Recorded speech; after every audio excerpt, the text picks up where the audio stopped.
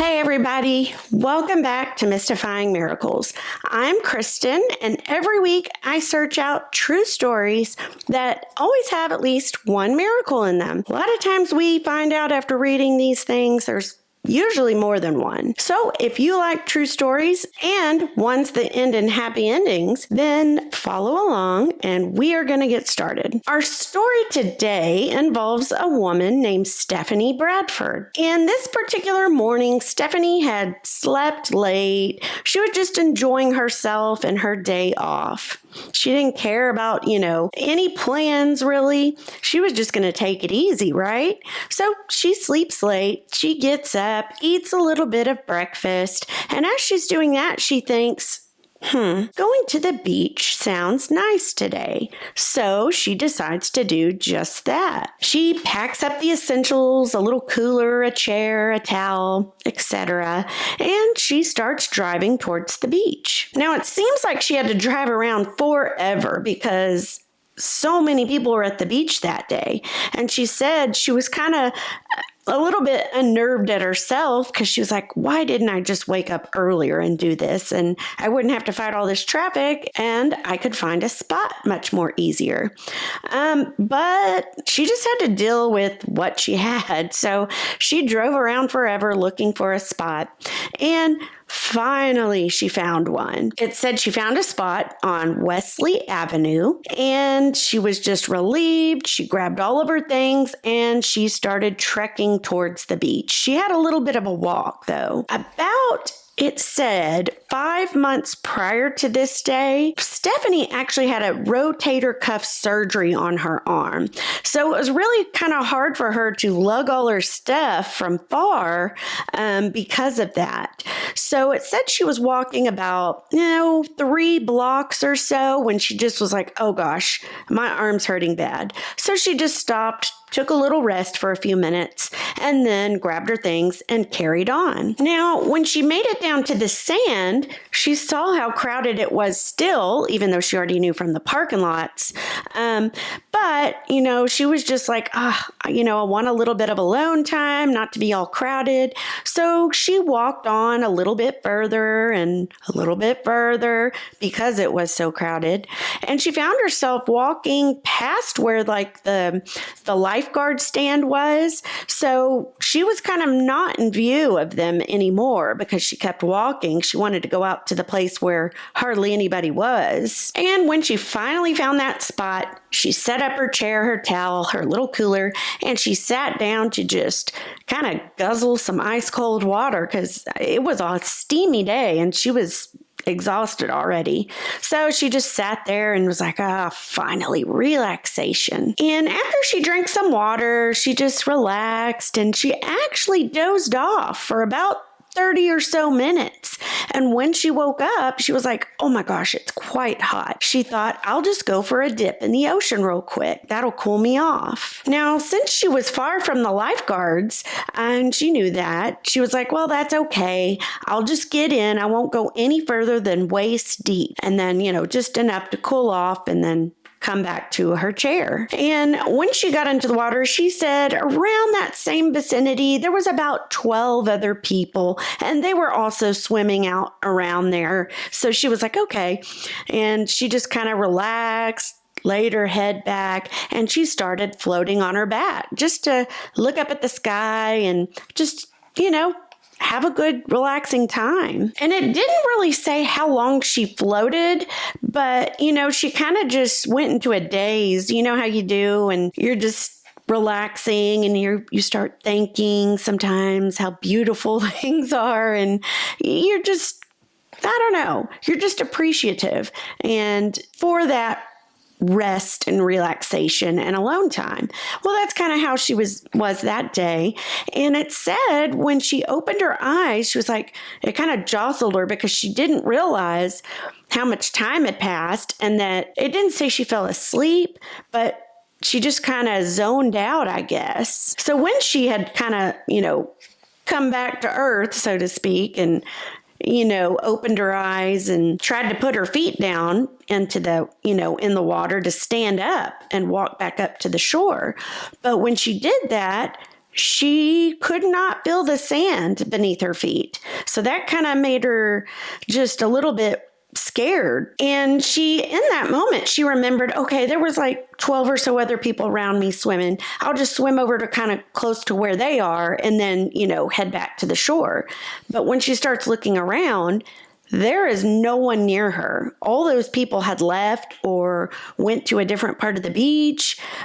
So she was alone, and that scared her even more. Stephanie, she immediately said, okay, I'm going to swim up to the shore right now.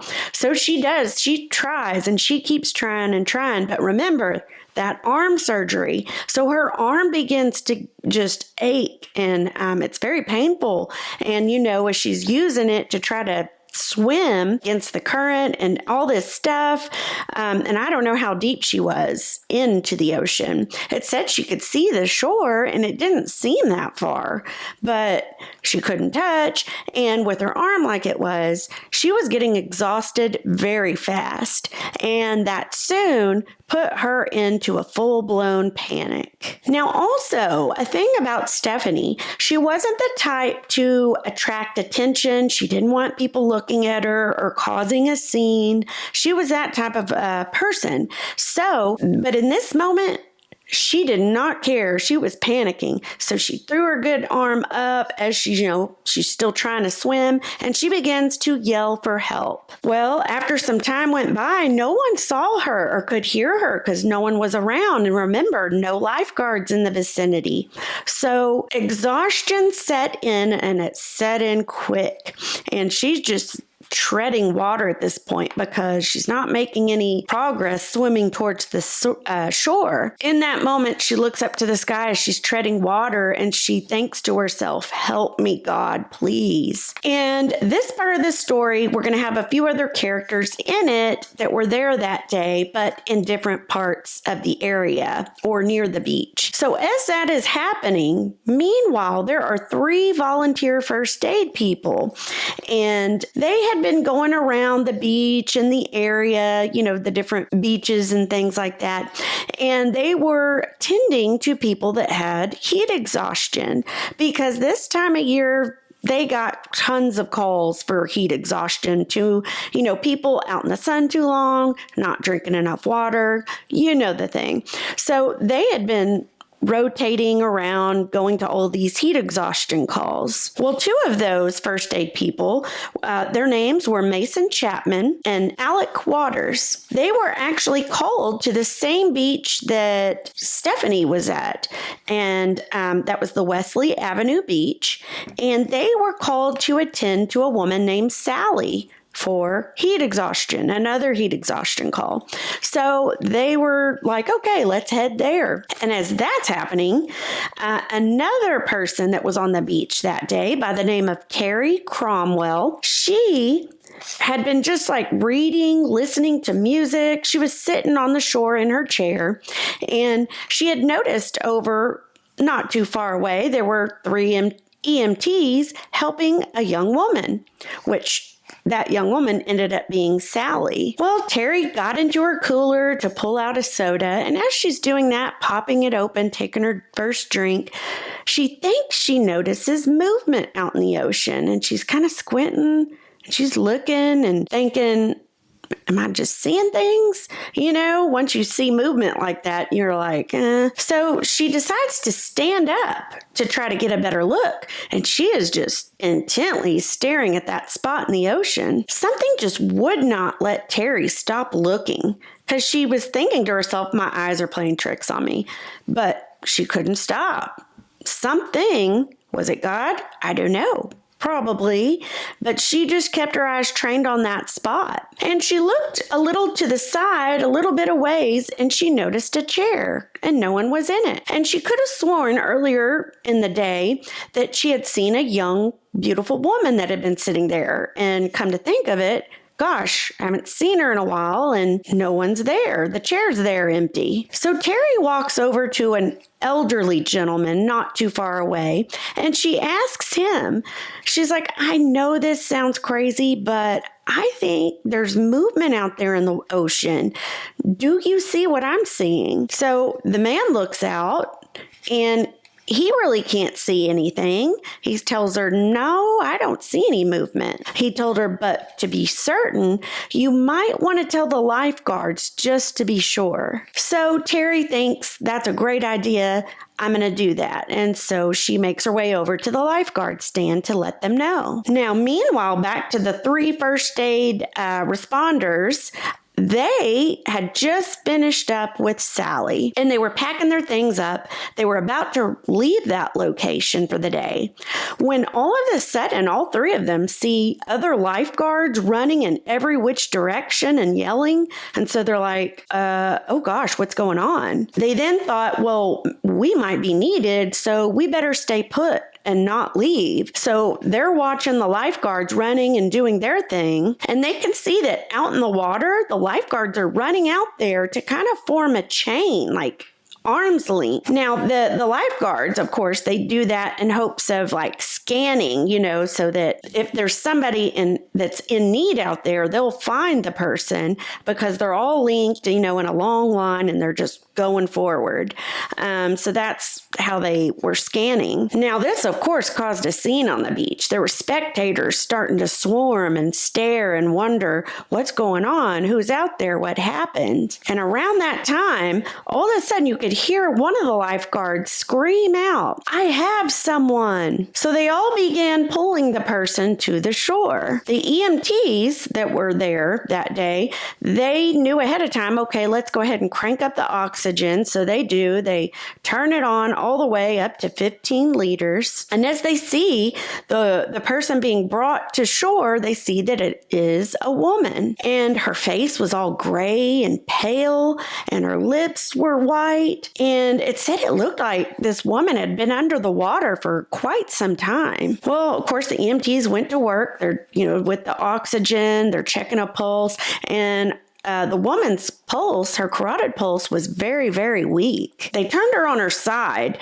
to hopefully get her to spit out, all that water that she had taken in, so that it wouldn't go deeper into her lungs. And that, it wasn't but just a second, as soon as they rolled her on her side, all that water starts coming out and out. Now, meanwhile, though, the woman she's not awake and conscious at that time. A policeman found the lady's things, checked the ID, found out that this indeed was Stephanie. Now, the EMTs, they knew Stephanie was unconscious, but they still talked to her as if she wasn't. So they were telling her, stay calm, ma'am. We're helping you. We are going to get you to a hospital right away. The ambulance that was on its way was about 10 minutes away at that time. So they were just making sure to say that to Stephanie so that she would remain calm. And it said, though, that she began thrashing her limbs, like her arms and her legs everywhere. And at this time,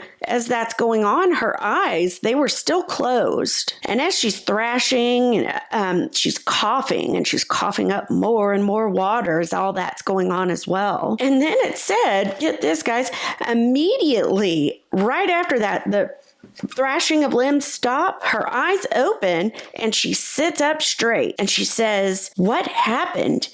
Who are all of you? Well, of course, they were like startled, like, oh my gosh. But of course, they took her to the hospital, for follow-up care, make sure all was well. And Stephanie Bradford made a full recovery. Now, what a story, right? You would not have thought that from what she looked like, unconscious, white, pale, no telling how long she had gone under the water. And then that happens? That's a miracle, folks. Definitely. Now, you also think back to, remember when Stephanie was treading the water and she prayed quickly like, God, please help me, because she knew she couldn't make it on her own.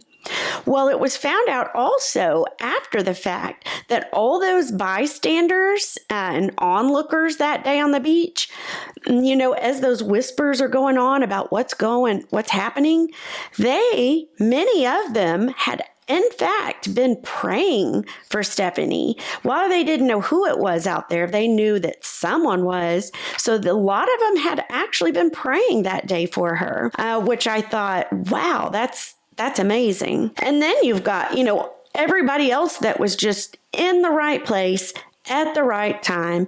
Terry Cromwell was one of them. Had she not seen that, and went to the lifeguards and started the chain of reaction, would Stephanie have ever been saved, found, and pulled to shore? Probably not. So another little miracle there, along with the 3 first aid EMTs, too, that were there to help that day. Had they left the beach after attending to the heat exhaustion calls, they wouldn't have been there to help with the oxygen and, all these just little intricate parts and people that played a role. And I mean, that is not coincidence, in my opinion. It's like everything was like, it was all these puzzle pieces and everything fell in just perfectly. And it was as if God orchestrated a remarkable rescue of one of his children. Simple as that. And just amazing, guys. I really, really enjoyed this one. When you see so many little parts like that come together, and if you had taken out one of those parts or people, that it wouldn't have happened the way it did. So it's just very amazing. Let me know what you guys thought of this miraculous story. And if you liked it and what your opinions are. I just want to thank you guys so much for watching. Please remember to like and subscribe. Trying to, get my videos out and those algorithms to more people so that more people just see that miracles happen every day and that there is a God that watches out for us and loves us. And yeah, that's about it, guys. So I hope you guys have a great week, and thank you again.